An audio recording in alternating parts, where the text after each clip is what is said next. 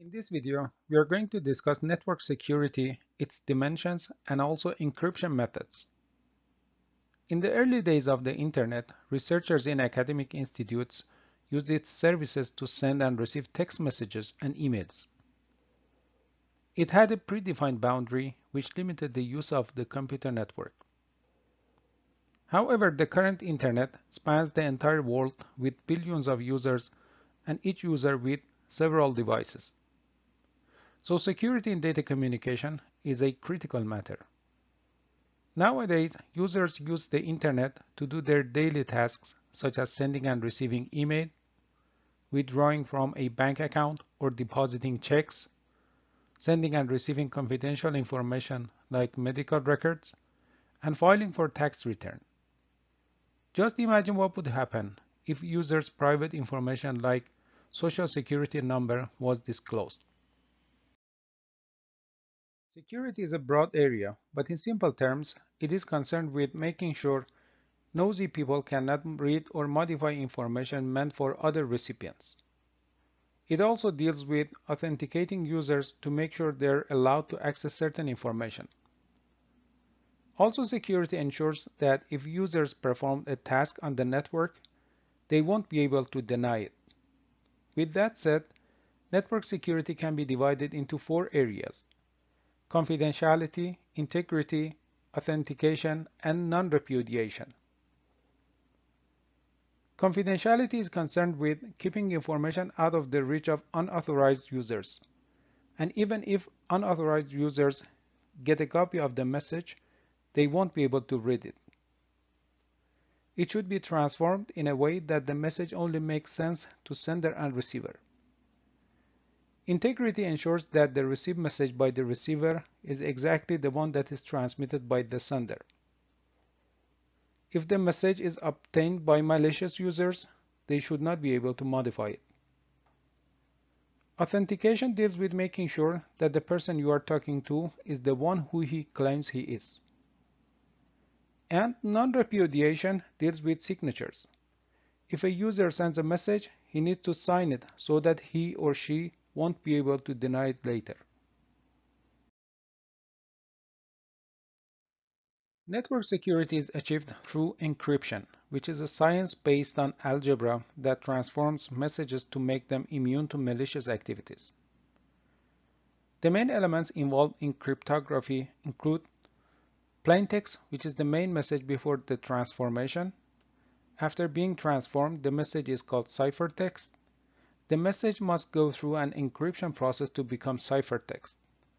The decryption algorithm does the opposite.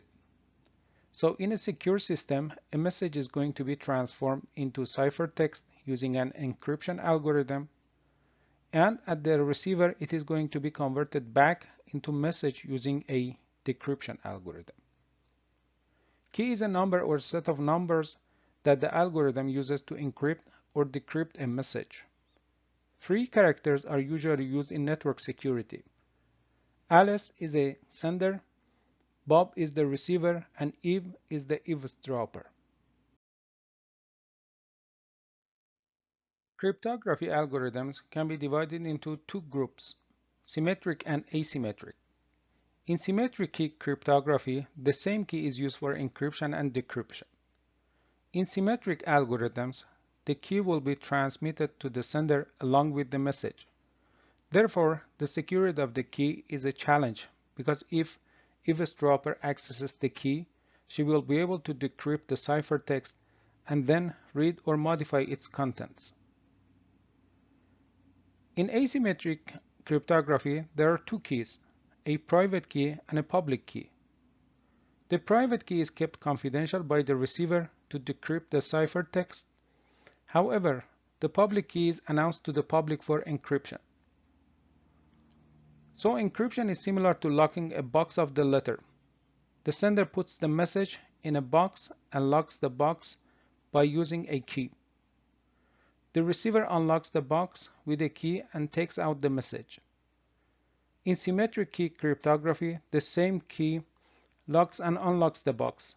However, in asymmetric key cryptography, one key locks the box, but another key is needed to unlock it. Symmetric key cryptography has been in use since thousands of years ago when people exchanged secret messages. Traditional algorithms were mostly character-oriented, but today's ciphers are bit-oriented, which are significantly more complex. The traditional symmetric ciphers are classified into two categories: substitution and transposition ciphers. A substitution cipher substitutes one symbol with another. The substitution cipher is divided into two subcategories: monoalphabetic and polyalphabetic.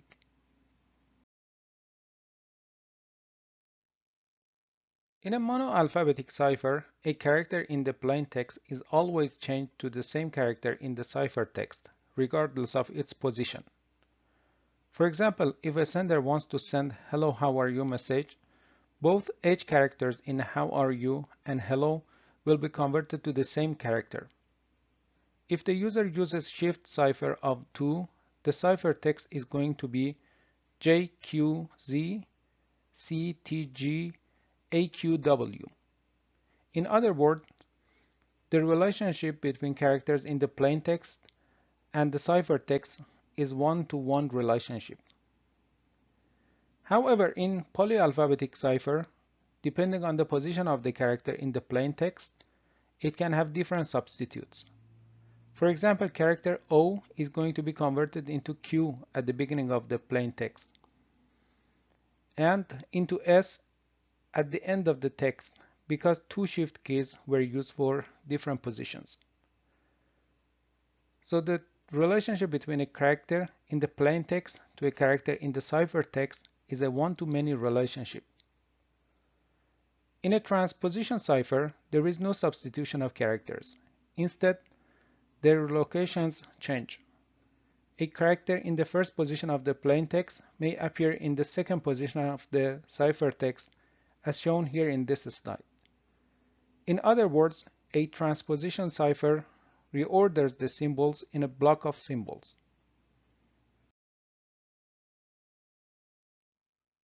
Some of the modern symmetric ciphers include XOR, rotation, substitution or S-box, transposition or P-box, block like DES and AES. And RSA, which was named after its designers Rivers, Shamir, and Adelman, is one of the famous asymmetric ciphers.